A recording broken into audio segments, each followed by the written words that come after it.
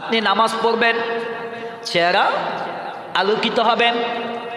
গত শুক্রবার একজন মাইজদি ওজি রশিদ করেন হুজুর হাফিজ বেলাল এই কথা বলছিলাম। বিশ্বাস করুন, যখন আসরের ওয়াক্ত হলো, ওনার বাড়ির সামনে আমিও গিয়েছিলাম।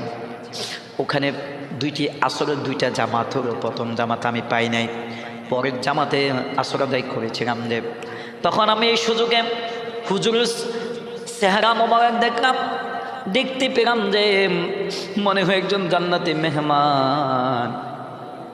চেহারাটা নূরে নূরান্বিত হয়ে আছে। কি চমৎকার দৃশ্য! আমি বললাম পাশের একজন ভাই, দেখেন চেহারাটা কত সুন্দর। তিনি উত্তর দিলেন, তিনি তো কোরআনে হাফেজ ছিল, মসজিদের সাথে 30 থেকে 35টি বছর আল্লাহর করে খেদমত করেছিলেন। তাহলে বুঝতে গেলেন যে তার চেহারা আলোকবর্তিকা হওয়ার কারণ হলো যে মসজিদের সাথে সম্পৃক্ত ছিল, কোরআনের সাথে সম্পৃক্ত ছিল। সুতরাং যারা মসজিদের সাথে সম্পৃক্ত থাকবে, কোরআনের সাথে থাকবে, দ্বীনের সাথে থাকবে, নামাজের সাথে থাকবে, তাদের চেহারাটাও দুনিয়া থেকে যাওয়ার মুহূর্ত আল্লাহ তাআলা জান্নাতে নূরের চেহারা দিয়ে দিবেন। সুবহানাল্লাহ।